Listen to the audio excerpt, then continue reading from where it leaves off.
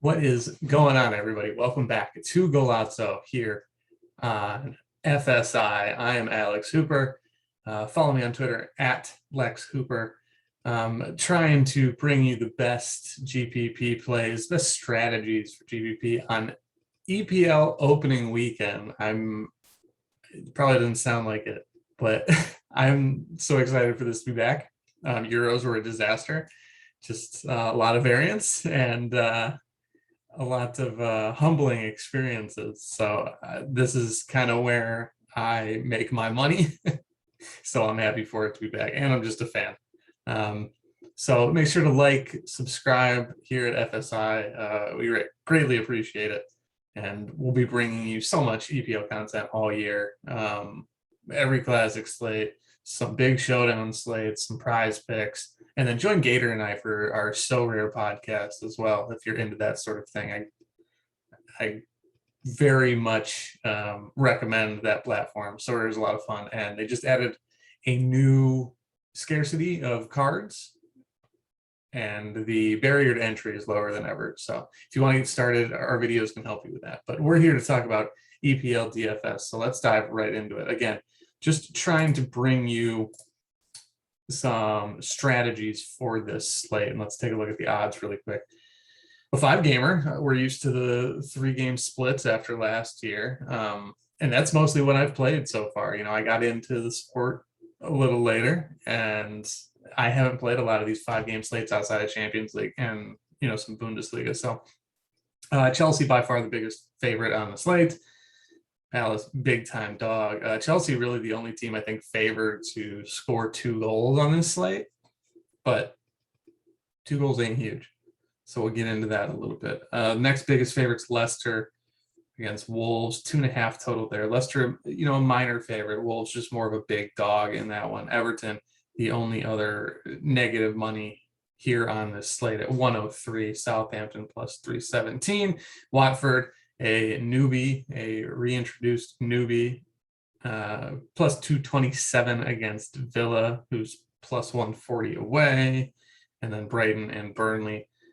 Brighton plus 151. So that's your 5-game slate. Again, a lot of juice on under 1.5. So, you know, 1 goal expected for pretty much everybody except Chelsea, who's kind of centered towards 2. And then Wolves and Crystal Palace, I think, are a little more favored to blank.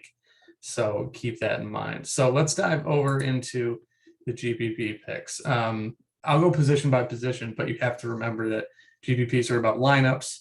We're going to try to talk a little more lineup construction and how to get different than just player by player. But the easiest way to go through it, you know, is player by player. So I'm going to try to hit on lineups a little more instead of just looking at players solely. We'll see how I do on that.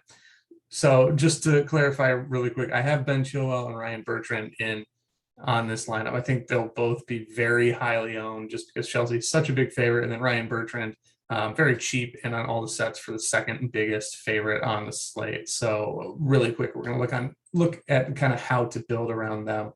Obviously, the first thing you can do here with Chilwell is you can go to Kai Havertz, or you can go to Timo Werner, or you can go to both. But let's say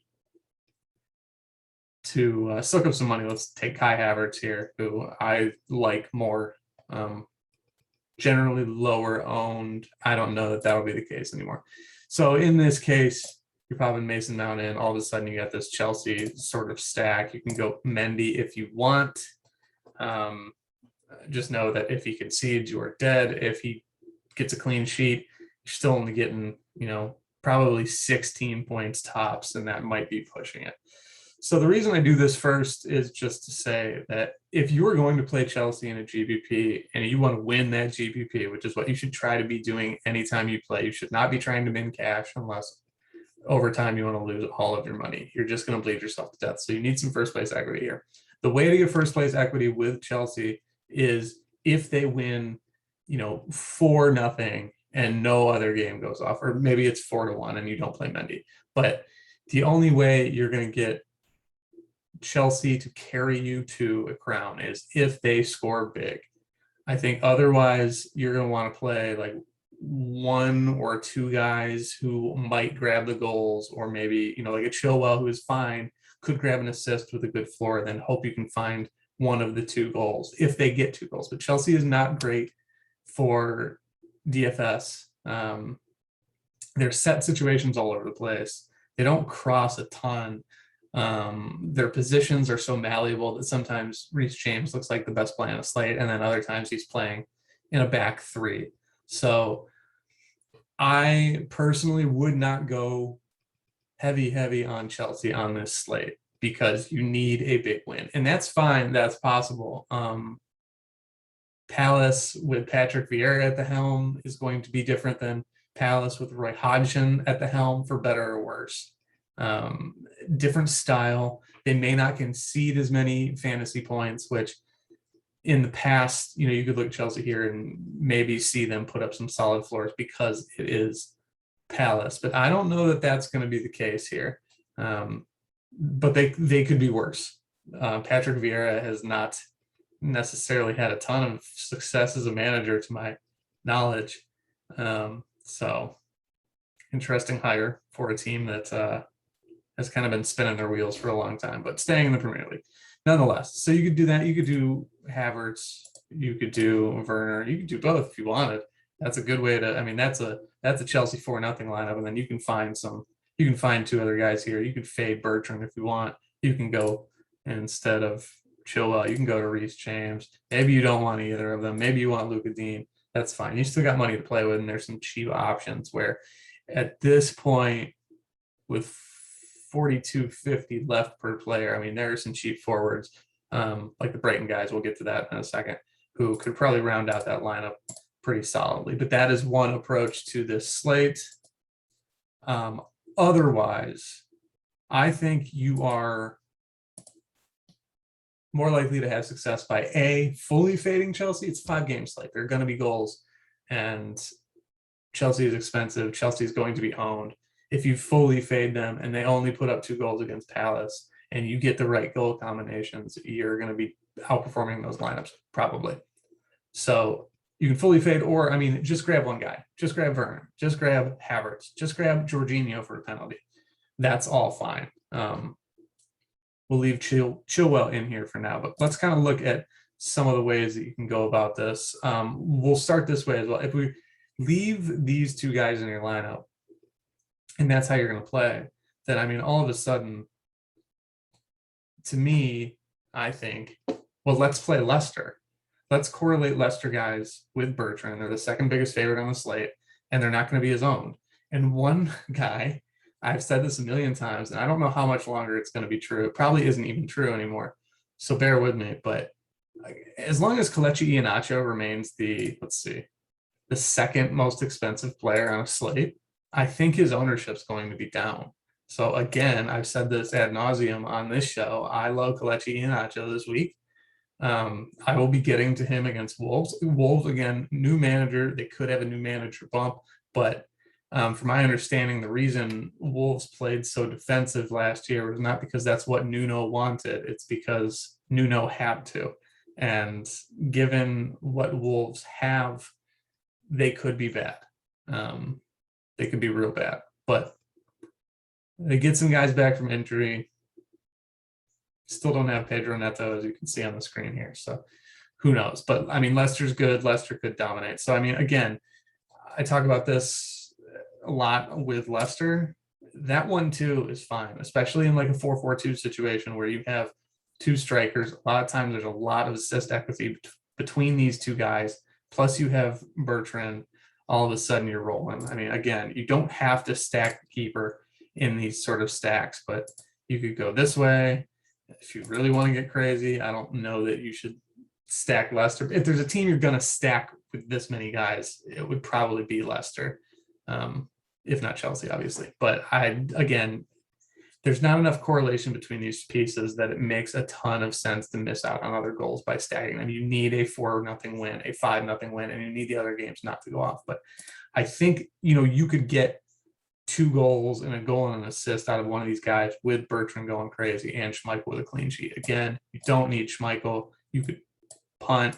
All of a sudden, you got 6,200 per player still left with this lineup, but I love these guys up top.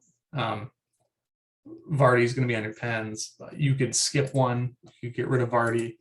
You could go with, where's my guy? Here he is. He's back. Probably won't play 90, Harvey Barnes, but he's an electric playmaker. I play him every time I get the chance. He generally rewards me as long as he's not getting hurt. So you can do that. You can do Vardy up top, you get it. So there's going to be a lot of juice on Leicester. So let's get rid of them. All right, let's look at some players really quick. So I'll talk a little bit about the teams as I do. El Ghazi at 8,300, you're going to need a goal or an assist, probably on penalties for Villa, but with all their changes, I'm not going to be getting there a whole lot. There are a couple of players that I love. El Ghazi is not one that I will probably play a whole ton. So we'll circle back on that. Patson Daka would be cool if you were playing.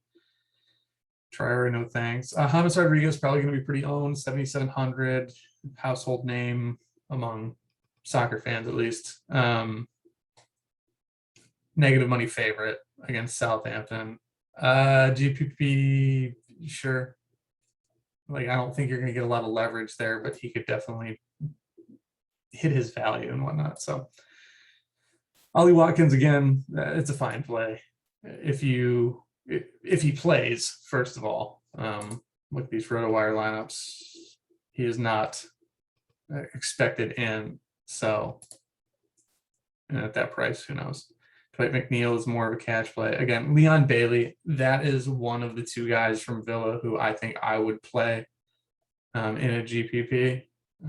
Coming from Bundesliga, maybe you get some people who are just playing this first slate, first of the year, and don't know these guys that are coming in from the outside, but pretty popular FIFA guy, which is another way I kind of weight ownership. So maybe he is a little bit owned, but I still would like to get to him because he's a creative playmaker. He does take some sets. I could see him on a lot of sets for Villa. So I would take a chance on Leon Bailey. And at the same time, I mean, boom, boom. If you want to really pair some guys, find some correlation, I think that's one of my favorite low-owned correlative stacks on this slate. Two new guys. I don't know how much that actually affects things, but two guys I really like on the same team against a newly promoted side who can prevent goals. But, if you're doing this, you probably need 2 goals out of Villa, and you probably need a goal and assist out of one of them with the other, assisting or scoring a goal. But that's a GPP. I probably don't need to say that. If you want to win a GPP, you're going to need that anyway. All right, back to it. Charleston, fine. He starts. Raul Jimenez at that price. I think you have goal scoring odds, not literally, but I think you have opportunities at lesser prices to get the same sort of scores. So I don't love him here. If you're paying up for a forward, you're going to need 20 points, probably. And I just don't see Jimenez getting there. Chris Wood, I could see scoring too. So at 7,100, I would favor him over Richarlison and Jimenez. Got the Roma man, Tammy. Pascal Gross can be playing a little more of a defensive role. At first, my buddy Tom, who I do Tilt City with, pointed this price out to me, and I was like, holy cow. And then you have to realize where he's at in that formation. He's probably not going to be forward. Traore again, you can play him. Jay Adams, I love. At 6,600, now you're down in the range where you probably only need 1 goal out of these guys. And I think Jay Adams can get it, especially if James Ward-Prowse is playing. That's a great pairing. You want some correlation. Ward-Prowse is a guy with, a great floor, and he can get a stealing real quick, especially if Southampton goes down quick. Ward-Prowse could load it up. And if he connects with Che Adams, all of a sudden you're soaring. Here's a guy I really like, Ismail Sarr, 6,500 for Watford. Again, Villa with all these changes, it might take a little bit of time. Watford's not great, but Sarr is very good. Great young player. I could see him getting involved, but maybe not my favorite play from Watford. Dominic Calvert-Lewin at 6,400, probably. That might be my favorite GPP forward, honestly. Like you could see him getting 2 goals pretty easily, and 6,400, like that's not a lot to pay for a guy like that. So again, if you're doing that, maybe you're getting Dini here. I mean, you can play Dini in utility role with Calvert-Lewin with this lineup and still have a plenty of salary to play with. But find some correlation. I think if you think Dominic Calvert-Lewin scores 2 goals, like try and correlate him somewhere. It could be, what's his name, Andre Gomez. Unless he's not playing. I mean, it could be Townsend. I wouldn't want to play Townsend, but Seamus Coleman, likely Dina, but Wobie even, or Hamas. I mean, you could play that Hamas, Calvert-Lewin, and I think you're fine. Ashley Barnes, let's pass. No need for Zaha here, I don't think, but he's playable. Aozi Perez at 6,000 for Leicester. I mean, if you want a cheap exposure to Leicester, that's just fine. Here's my guy though, Emmanuel Dennis for Watford at 5,800. Know what you're getting. When I say he's my favorite, he does a lot. He doesn't take a ton of shots, but he could get very involved. And if Watford do put anything up against Villa, I could see him getting in on that mix. He's a very fine young player. And if Watford want to open up a little bit, which who knows, you could see a lot from Emmanuel Dennis. When I say he's my favorite, like I'm not playing him in half of I have 10 entries to this 20K to first. He might make 1 or 2. I like the price point, and I think he will be virtually unowned if he starts. Same with Sarr, again, virtually unowned for a reason, but I think there's enough of a chance that you can think about playing them. Most of these guys aren't going to play, but I did want to highlight Neil Mapei at 5,200. Against Burnley, doesn't give up a ton of goals, but at 5,200, like 1 goal and you're good probably. If you get some floors elsewhere, you're fine. Nathan Tella at 4,500 could get in the mix. I would rather one of the Brighton guys. If he starts, I mean, Aaron Connolly at 3,700, I'd have a hard time not playing him, especially like if you're stacking Chelsea, like Aaron Connolly is a great way to get, a solid midfielder to pair with all of those guys and, maybe get up to big homie in goal, Mendy. Okay, really quick. Mason Mount, I don't love him. Until I know he's on sets. I'm going to have a hard time paying up for him. I play him in GPP. Like I would be fine with him being my one-off Chelsea piece, but I'm not going to go crazy getting him. Emi Buendia, if it's not Leon Bailey, like Buendia, I think is the guy who Villa hands the keys to and let's ride. 8,600, pretty expensive, a little too expensive for my blood, probably, but I'll get to him. James Madison, sure. If you want more Leicester exposure, that's fine, but I think he's going to be a guy who's more owned than he should be, and I don't think he's going to give you all that much. He's got to score if he's not on sets, which, there's a reason we have Bertrand in the lineup here. I don't love it. I really don't love it.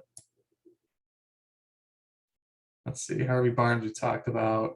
James Ward-Prowse, if he plays, again, like, I'll probably play him in cash. I'll probably play him in GPP too. I have a very strong bias towards James Ward-Prowse, so just have to get that out of the way.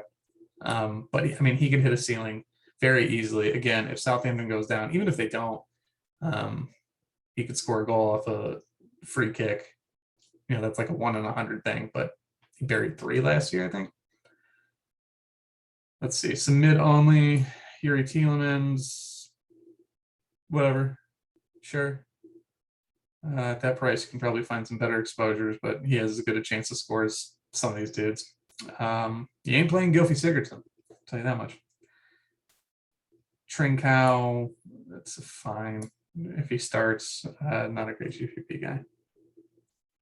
Yeah, see, you get a lot of your Solly Marches, your Ashley Westwoods, your John Moutinho's, Mark Albright, guys who are like Ken Sema. These are a lot of guys who are going to give you some real low floors. Jorginho, always have to talk about him, PKs, yada yada. John McGinn at 4,400. Like maybe he takes all the sets and he gets involved pretty well on Villa, but it's going to be tough to know what Villa wants to do. It's going to be really tough to know what they're going to do. So I want to stay away from them, but I probably won't. Alex Iwobi, very cheap. Play Mauricio Pochettino's kid, even though he's not going to play. Just have to shout him out. But yeah, not a ton here. Like mid's not great on this slate. There's some forward eligible guys that you can just play for, and that's probably in a GPP. Like unless you think one of these guys scores, these mid only guys, like a lot of these Havertz Werners who can play mid forward, like you're probably gonna have two in your midfield, I would guess, unless it's Mount or Buendia or Madison or WordPress, the guys we touched on. Defender, I mean, the three biggest pay up options, you could probably rotate them and then just figure out correlative plays from there. Like, I mean, if you went this way and then just played some Calvert-Lewin and some Hamas and maybe a Chelsea or Leicester piece to pair and just punt goalkeeper, like that's fine. Find some cheap goals somewhere and you're good. Otherwise, some of these pay up guys, like you're going to need a goal. Generally, defenders are going to be mispriced because, well, I don't know why they're priced so low, but generally you get the guys who give you a lot of production give you more production than their price. There's like a soft cap around 7,500 on defenders over the course of the year. And, sometimes an Alexander-Arnold will get up there, and sometimes in a small slate, some of these guys will get up there, but like this Chilwell 6,200 is kind of as high as that's going to get for now. But the rest of these guys, like if they fit, whatever, but you're going to probably be fine spending money elsewhere. As far as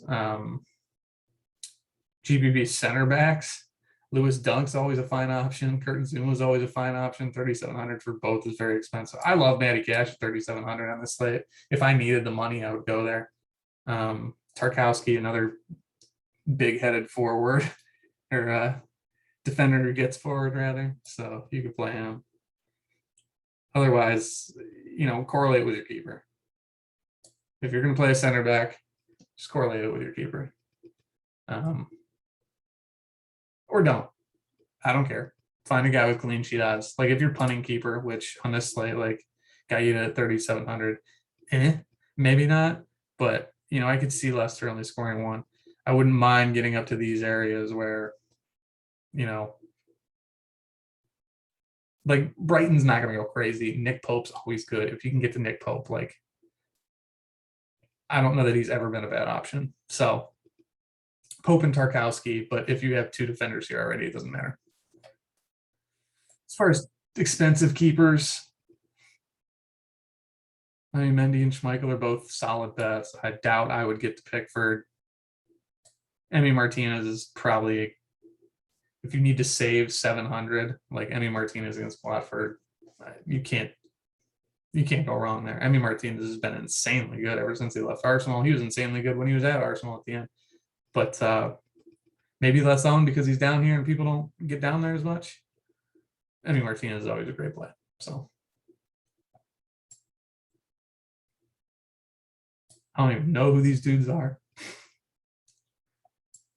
Betting on Burnley not to score, also not a bad option. But keeper, just on a 5-game slate, man, like don't feel like you have to pay up. If there are going to be no goals on the slate, like it's great to get a clean sheet, which is essentially a goal out of your keeper. But it's a 5-game slate. There are going to be goals, and my guess would be that the person who takes down the 20K to first GPP is going to pay down at keeper. That's just my guess. But sometimes you just can't get all the goals, and that's probably generally the case on a 5-game slate. So, yeah, man, like go after Chelsea in a couple, get off of Chelsea for the rest, for the most part. Find some cheap goals, correlate. Don't hamper yourselves with negative correlation. The slate's too big, and you're going to have to get a lot of things right. But just kind of, you can find floors and still find goals on this slate. You can ride with Bertrand and Chilwell or Bertrand and James or whatever. Like, it's hard to fade Bertrand here because he's so cheap. But there are a lot of options to get to. So don't get too crazy. Don't necessarily try to find all the goals, but just make sure if you're paying up for a forward, you're going to need two. Again, unless there are no goals on the slate. If you can pick and choose, find teams on these odds who are going to be lesser owned because of their odds, but you think can overcome them. To me, like Villa is not going to be owned. This Brighton and Burnley match is not going to be owned, although it's a 2 total. So I don't know that I would get there whole time. But I think Villa, Everton,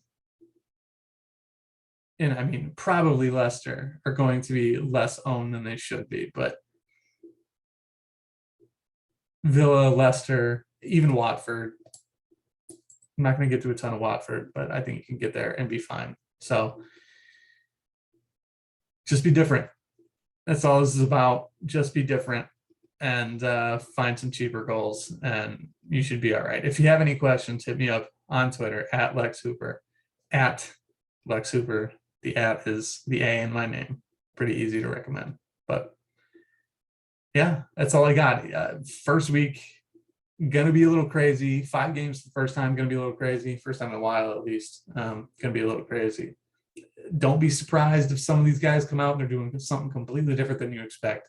Don't be surprised if nobody has a majority of sets for Villa. Don't be surprised if nobody has a majority of sets for Chelsea. It's going to get a little weird. So feel free when you're building lineups. One tip that I didn't recommend that always works for me is, as you're building a lineup, think of the chalk and think, who am I fading here? Whether that's Chelsea, whether that's, it can be Bertrand. Think of who you're fading among the chalk. Know the chalk. Watch Gator's video. There's a ton of other good content out. Figure out from what people are talking about who are going to be highly owned and think about how to leverage them, negatively correlate with those guys and fade those guys. That's your best chance. So, all right. Good luck this weekend. And until next time, talk to you.